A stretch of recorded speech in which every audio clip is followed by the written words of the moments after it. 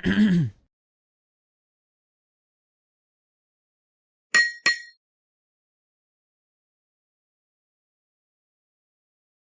hello, hello. Welcome to another episode of Meet the Experts. My name is Jay Vix. I'm the founder of JVI Mobile Marketing, and this is Meet the Experts. What is Meet the Experts? Good question. I'm so glad you asked. It is a video service that we offer to business owners, small, mid-sized business owners, thought leaders, entrepreneurs, experts in their field. We give each of them a platform to answer some questions. Tell us all about the cool things they do and the people they serve, and what makes them wake up every morning and keep doing it, because the passion of running a business has to be there. Otherwise, it's just another job that runs you. So if you would like to be a guest on Meet the Experts, doesn't cost you anything. If you want to be a future guest, you have to stick around till the end of the episode. That's when I tell you how easy it is to become a guest. But I want you to watch the episode, because every single one, I promise, will learn something new. There's something that comes out of every episode where I'm like, wow, that got me, right? Perspective changes, little bit of insights, and always learn really cool things. So today, I have my friend Heidi. She's coming up here in just a second, Heidi Morrissey. Heidi is the president of a couple of different type businesses she's going to go into. There's kitchen tune-up and there's bath tune-up. There's over 350 franchisees in the US and Canada, which I think is just remarkable to begin with. Like, we could end the episode there and be like, oh my gosh, that's some good success. But I'm very fascinated with the concept of scaling and different franchises and locations. So I can't wait to hear how, like, that story and her journey from getting from there to here. And so without further ado, let me bring Heidi up here to join me. Heidi, how are you in your neck of the woods? Oh, great, Jay. How are you doing today? I'm doing well. Now refresh my memory again. Where are you exactly? So I'm in Aberdeen, South Dakota. That is where South. we're located. I for some reason Minnesota was coming to mind, but I knew it was in the plains Yes. states up there, Aberdeen, South Dakota. Yes. And you did say it was rainy today, right? Didn't you It say it was was rainy? rainy today. Yeah. Well, cool. I'm glad you were able to join us. Thank you. I've been looking forward to this episode, as I mentioned, kind of in the intro. I think franchising is very, very cool. I think it's that scalability model of, kind of a fan of the book E-Myth. Like, I Mhm. always found that to be a really good business model where you just have to build out the systems and kind of give Right. people that turnkey system. So we're going to get into all that, but before we do, Mhm. just tell us a little bit more about who you are and what you do on a surface level. Sure. So I actually started out my journey as a school teacher. So I was a teacher before anything. Went into direct sales to be able to stay home with my kids. And during that time, my dad, who had started Kitchen Tune Up in 1988, he was at a point about 15 years into the business where he wasn't exactly sure what else to do with it. And he didn't really know what family member could help him because he had already worked with my brothers a little bit. It didn't quite work out. So he had approached me and asked me if I would be willing to move back to Aberdeen, South Dakota from Wisconsin and help him with the business. And I really didn't know anything about the franchising world. I knew nothing about kitchen remodeling for sure. But he kind of said, well, the grandkids would like to be with the grandparents more frequently. So kind of used that to help me make a decision to come back to Aberdeen. And from there, I just fell in love with the franchise model, being able to help so many different people that maybe had never owned a business before and watching them start their business and then become experts. There's just nothing like that. It's almost addictive. And as you watch people go through that. And so when I first came in, I learned everything about the business, became vice president of marketing and sales. And then in 2017, became president. Decided to start another company in 2020 called Bath Tune-Up, which we knew was needed. I had actually done a couple bath remodels myself, and I thought we could do this better if we just put the Tuniverse to work here. So I, started that. I love that. I love that. And I think it, it makes sense. One of my clients actually is a kitchen and bath remodeler, Mhm. and he often tells me about, well, when we're marketing for these, they kind of have to stand on their own merit, right? You got Mhm. to be the kitchen remodeler and then you got the bath remodeler, but yet Yeah. they fit, right? Mhm. As soon as my wife learned that, she immediately started talking about we should get the kitchen and the bath remodeled, and now we're discussing that with people. So They do kind of age at the same time, right, because the yes, cabinetry is the same, you've got water source. So the aging of that happens very, very much at the same time. simultaneous. Yeah, yeah. Yeah. So speaking of that, so kitchen, bath. So let's talk about some of those services and really who is when we're thinking about services and you're explaining services. Let's also talk about who they really help. Like who's that target audience that you go after? Well, I'll start with the kitchen side since that's the older brand. So we typically are working with, let's call it the baby boomer age group, even in the Gen X now. So anybody really that's over 50 is probably the person that's ready to have something done with their home. Now, it's really for homes over 15 to 20 years old. So that really expands it. I think it's over 75% of the homes right now are at that target age in the Mm, US. It's a ton of homes. So we have everything from a one-day tune-up where we can just make the wood that you currently have look better, to painting, to refacing, which is keeping your cabinets where they're at, but putting new doors, new color on the cabinetry. And we've got all new kitchens. So we have 5 different services, which is probably unique. I think a lot of people, when you have someone come to your home, they maybe only give you 1 or 2 options or solutions. And we like to be able to come in and show the breadth of what could be done in that space so that the homeowner can really make that decision based on their budget and how quickly they want it done. that's awesome. Okay, and then baths. Bath tune-up. So that is a very interesting demographic for us because it can really be anyone. I would say people are more likely to maybe jump into their kitchen and paint it, but for a bathroom model, most homeowners are not really going to try that on their own. So we have that. It's a much more expanded demographic. Really, just anyone. Baths go about 12 to 15 years before they need updating. So if the home is 12 or 15 years in, it's probably already needing some kind of update for the bath space.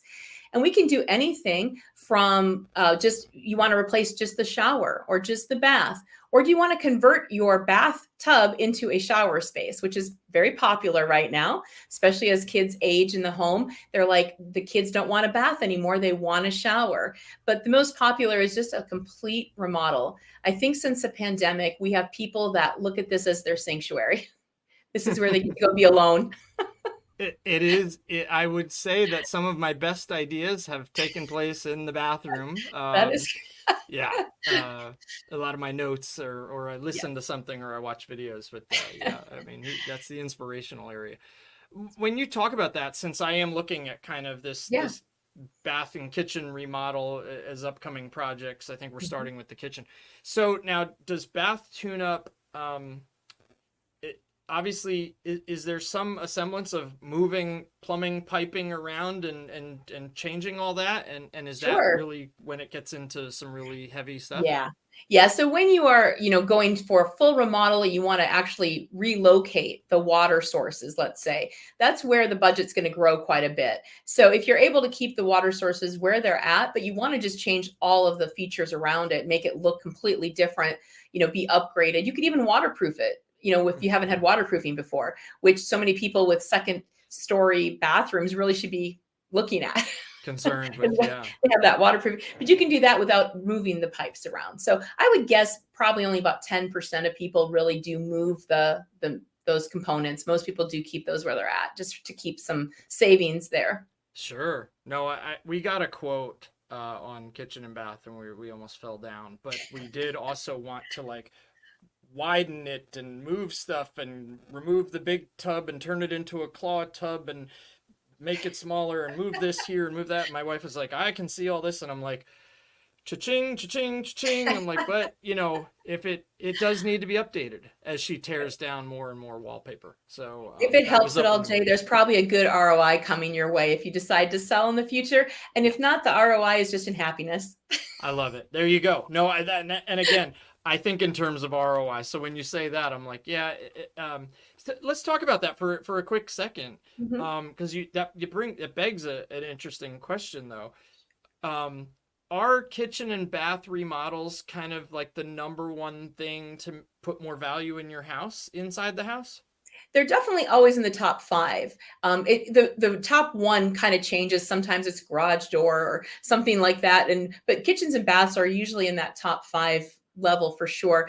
But when it comes to what will you use the most and enjoy in your home, they're definitely 1 and 2. Because if you think about upgrading that space, let's say somebody puts in the first time in their bathroom a warm floor, right? So that you're going to have the ability to turn it up. You walk in there and the first time you walk in and you're like, oh, this feels so nice. Like, that is so hard to even put a price on until you actually explore that and live that. And after doing a few bath remodels myself, I know that's the space where I go, this is where I relax. This is where the nervous system settles down, right? And the Yes. kitchen, having it organized and ready to go, that's just where you're going to be entertaining and having people in, and everyone's going to see that space. And so, they're kind of used differently, but at the same time, they probably give you that same level of use and happiness out of any other room in our whole house. You mentioned the warm floors. I had never experienced the warm floors before. And now look, I grew up in New Jersey. We could have experienced warm floors Yes. there. But I live in North Carolina now. Nobody would want really warm floors when it's warm 10 months out of the year. But we went to Jackson Hole, Wyoming in February of 2020 because I remember the pandemic was ramping up right after we got back. Um, and my friend's house had warmed floors in the house. And I was like, this is amazing. Like I've never like I was like this is because I like carpet. Like I like my feet to be warm, but on hard floors that warming is just a whole nother level. So I'm glad you said that because I think Yeah. anyone following me that's in the southeast is gonna be like warm floors. But Oh, you know what? We have a franchise in Charlotte, North Carolina, okay, and yep, he does so many of them. And he really, talks about his own experience of getting it done for the first time in his home because he too had never had it done. He was like, I walked in and I thought, why haven't I always been walking on warm tile like my whole life? Like, this is perfect. Because even in a warmer state, you guys have air conditioning going all the time. yes. So the house is always cool. But if you can warm up those feet a little bit, it feels great. As my wife is like, why do you love to wear socks so much? And I'm like, I don't like my feet on cold floors. So There you that's go. You've already just sold it for yourself. I did. Well, no, yeah, I mean, really, it's like, where have you been all my life? Forget it. That's Yeah. right. That's right. Um, Heidi, you don't get to be in business as long as you have. You definitely don't get to 350 franchisees, franchise locations if you're not doing something right and making people happy. It wouldn't happen. Right. So, do you have like that one testimonial or that one customer win that if I quickly said, can you share a testimonial, Mm. you would be like, this one testimonial wakes me up every morning and keeps me going and keeps me loving what I'm doing. Do you have that one? There are a few because I get to vicariously live through our franchise owners, right? I get to hear their stories and they love to share those. They get tears in their eyes when they share them. And of course, I also get them from people whose lives have been transformed by owning a business. But there was one recently for bath tune-up, and the customer had lost their husband a few years before. And after the loss, they just kind of let the house go to disarray and almost to kind of a hoarding level. And their son was getting kitchen tune-up done. And they went over and they saw how kind the franchise was. And they thought maybe I could ask them to look at my house, even though I'm a little embarrassed. And they needed the bath done. And this franchise happened to have both franchises. And he went over and, he saw the hoarding, which he said many people probably just would have walked out of the house. But he said he saw that this could be a catalyst for her to be able to get her life back. And he said, of course, we could take this on. And he had before and afters that he shared with the group. And as they got the after done, she finally, for the first time in 2 years, was able to invite some of her friends and family back to the house. And she's now going to get her kitchen done too. But for her, it was just this moment where she could change right now and her life could be different if she just had something to kind of put in the forefront there, that project. It was like a pattern interrupter. It Yeah. was almost like I'm just Yeah. going down this mediocre, miserable spot. Yeah. But then once you do this thing, it's like the greatest I motivator in the know. world. I always get emotional whenever I tell that story too, and they think about it because so many people are embarrassed by their homes sometimes. and being able to be proud of your home is something that we want to continue to do. And our franchise owners experiencing that for them, I always tell them when they're in training, they won't understand the legacy that they leave until they start their business, because it's not the legacy to your family. It's the legacy to your community, and it's the legacy to your employees that will be so powerful that they'll see over time. I love that. Yeah. Yeah, that is moving. That's a good one. See, I Yeah. told you at the beginning of the episode, so there's going to be an insight. You're going to hear something that's going to move you, change you, teach you something. So, you kind of talked about how you got here a little bit, that you were a teacher and you got here, but I want to kind of revisit that, because I call this one the earned it, learned it, improved your authority. You're running the company at this point, Yes. right? Like it's Yes. your company. So. Yes. What was that educational process like, if we could go a little bit deeper, of kind of like Sure. getting to this point where you felt and have obviously proved you well capable of doing this? Yeah, it's a journey that if you ask my friends, they'll tell you that I don't do anything unless I do it 200%. I don't do anything that's just a little bit. So when I came to work for my dad, not really knowing anything about the business, I knew that the only way that I would be okay is if I went into study mode, into student mode. And I remember the very first book I bought was Franchising for Dummies. I bought it off of Amazon, and I was like, I just need to understand the basics. And then I started to go to classes through the International Franchise Association. They had a program to get certified as a franchise executive, and I started those classes. And I just started to read anything in the industry I possibly could. I went and visited franchises. I just really immersed myself into this for the long haul, so that I would be able to become the best franchisor that I could possibly be. And I'm really a big proponent that we have to keep learning. And so our team, I just got done today doing a lunch and learn with our team. I do one every single month. I believe that we are here to continue to evolve and grow and learn. And if we're not, then we've stopped learning, which has kind of stunted us as humans. So I'm constantly still learning. I will tell anyone that I still don't know it all after 20 years, that there is something every single day I will learn, whether it's from a supplier, a franchisee, one of my employees. It doesn't matter. I'll learn something every single day. I make it a point. I think that's incredible. I too, like my wife is like, are you going to read all these books you're buying? And I'm like, maybe not today, maybe not tomorrow, but yes, at some point I will immerse myself in this new thing that I want to learn. And I think that's what makes us tick as entrepreneurs, is that constant wanting to learn.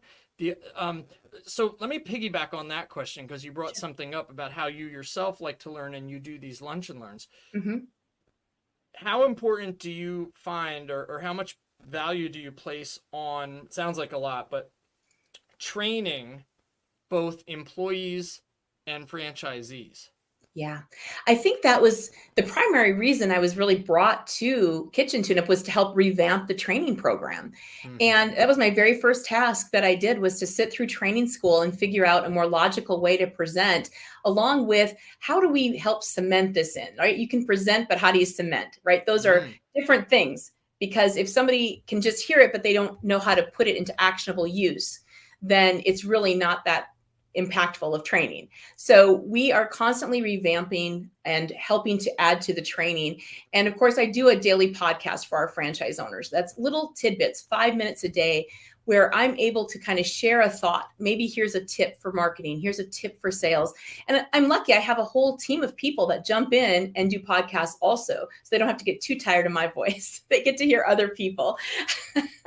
So yeah, it's very important. And I find the people that are the most successful in our organization are people that show up to continue learning. The ones that are still reading books or listening to books or listening to podcasts, they're more successful, not just financially, but they're more successful because they have a more balanced life, and they're managing the thoughts and thought work and things that happen. Those are the people that to me are the happiest, which to me is the most successful. I love keeping my team happy. We've got a couple questions left, but sure. I did want to say, to that point, there's I say it's famous. I've seen it several times. It's a comic strip, and there's two executives talking to each other, And the one executive says, what if you train your people and they leave? And the other executive looks back at him and says, what if you don't train them and they stay? Right. And I always remember that. It's like, do the best you can for your staff, for your franchisees. Do what you can to teach them, and don't worry about them leaving. Make them better. And if they leave, they leave. But making them better is probably going to make them more loyal than anything else. But then your whole organization improves. So kudos to what you do there. I love that. Thanks. Heidi, I got 2 more questions for you. Okay. All right, we're going to change gears for just a second, and then I promise I'll circle back and bring it back to business. I'm going to just ask you, personally or professionally, you can answer it however you want, just whatever comes to mind. But Heidi, what is something that you're truly thankful for? Yeah. I have an attitude of gratitude. I train it in our training school. I give them a rock that says gratitude on it, and I challenge them every day to find 3 things that you're grateful for. So every day for the last probably 25 years, I've looked for at least 3, but it's always a big, long page. So if I had to talk today about what I'm grateful for, it could be the amazing opportunities that I've been given, right? Being able to come into this organization and having this abundance mindset, being able to kind of share that out. I think that that's so great. I have an amazing team of people. I could go on and on about, I have an amazing family, right? I have an amazing grand dog and an amazing grand cat. I have all these wonderful things that, kind of keeps the day really exciting for me. But I could tell you that I would never limit it to just one thing, because there's a plethora, so much. I love that. I think the rock was a really good demonstration of, like, just having this whole attitude of gratitude. Every time I ask that question, like you talked about doing a list and at least 3 things every day. Every time I ask that question, the answers are so across the spectrum. I mean, family always comes up, thankful this, that, but I always hear things in a different way whenever I ask that question. So I will never take that question out of the Meet the Experts interview, because I think it's really, a whole podcast could be built just on gratitude, I think. For sure. That's awesome. I got one more for you. And I think this might be the most important question I'm going to ask you all day. All interview. Everybody's got an FAQ section, right? Frequently asked questions are big. I've often said that it's great if you've got that section and you list a bunch of questions, but I think the power of video, the power of somebody seeing you can transform them, can make them a buyer, can make them know, like, and trust you. So if I were to say, I'm gonna ask you for the number 1 question that you get asked, whether it's kitchen tune-up or bath tune-up, and go ahead, answer it on video. I promise if you then take it and put it on your website, you've got a 24/7 real person answering this, coming from the founder or the owner's mouth. What is that? What is that number 1 frequently asked question that you get all the time? So the one that I talk to a lot, because, one of the things that we do is we sell franchises. And so I get questions a lot from people that are not in the industry at all. And they want to ask me, what is the one attribute that you have seen for people to be successful in owning a business? I get that one a lot. And I used to always say that resilience was one of the biggest attributes that we needed to have, because things are going to happen in your life, whether you own a business or you're going to a job every day. It doesn't matter. You've got conflicting priorities at all times. They're always competing with each other. But I used to say resilience, but now I say discipline. I believe that when you have discipline, you have freedom. And so if you have discipline, meaning that you can follow all the steps in the checklist, there's freedom in that, because now you can give those steps to somebody else. So when I'm talking to someone now and they ask me that question, I'll say to them, when was the time that you had to be disciplined? Tell me how that was, right? Because discipline can have a negative connotation. We think of it as, when you're in trouble, you're going to get disciplined.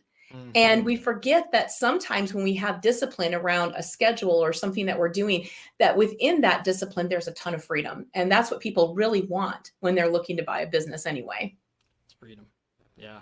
That's a great answer. And you're right. I think about, like, when you say discipline, I I too immediately my head goes to, uh-oh, my daughter did something, right? We had a little conversation before this about something, right? And I think about like, what is the discipline? But you're right. Then when you as you spoke to that, I started thinking about it. It's like I live and die by my Google Calendar, like Mhm, making sure that mhm. everything I have to do is on that calendar. Everything my wife has for us to do is on that calendar. And to me, that takes discipline, right? It So does. there's like discipline, and then what takes the discipline, and are you my taking discipline? I think that right, my business and my life, I had Mhm. so much more freedom when I did that. Sure, my Exactly. calendar's full. Does that sound Yeah. like freedom? No, but the fact that I Yeah. know where it is, and that I use that, I can now go ahead and I take time for myself and block it off in that Right. calendar. So I Well, create that's my yeah. freedom. You're creating intention, and when you have intentionality in your life, you're not just being reactive, right? Reactive feels like you're putting out fires all day, and it's really exciting some days until it's not. But Right. being intentional about your day can feel like you have more control and more freedom. Whew. Yeah. This is great. Heidi, I loved talking to you. Such an easy conversation. I didn't feel like I had to pull one thing out of you. It was wonderful.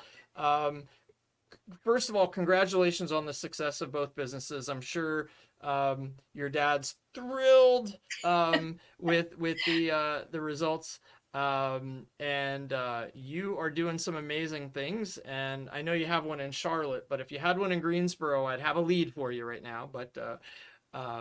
But anyway, I think it's really, really cool. I want to stay in touch with you because I think that there's some things that I know I can learn from someone at your experience level in the franchising space.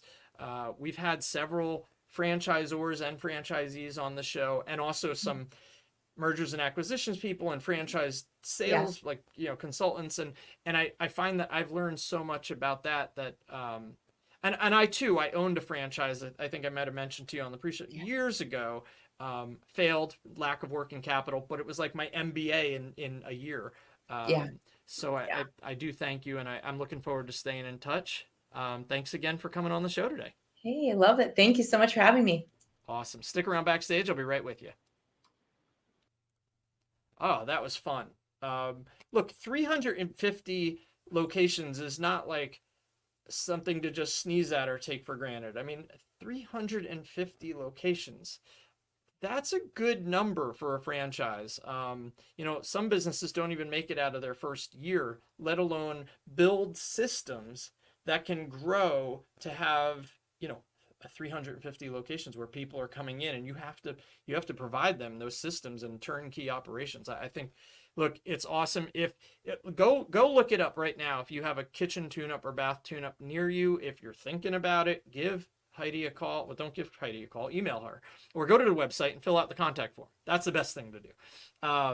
What a fun interview. I promised that if you stuck around till the end, I would tell you how easy it is to become a guest on Meet the Experts. All you have to do is be either a business owner, entrepreneur, thought leader, executive, manager. You just have a product or service you want to talk about. We'd love to have you. We don't discriminate based on your title or your role. You don't have to be a business owner. It's nice when you are. But www.meettheexpertspodcast.com www. I'm going wrong. There you go. Meet the Experts with an S podcast.com. Go on that page, read all about it. It's free to get the interview done, and we'll send you the interview. If you need our help with some video editing or promotion on the back end, we have a great package we can offer you to do that. We don't ever twist your arm on that, but it is nice, and our customers that buy that package say they love it. But we'd love to have you as a guest on an upcoming episode. We've been recording episodes like crazy.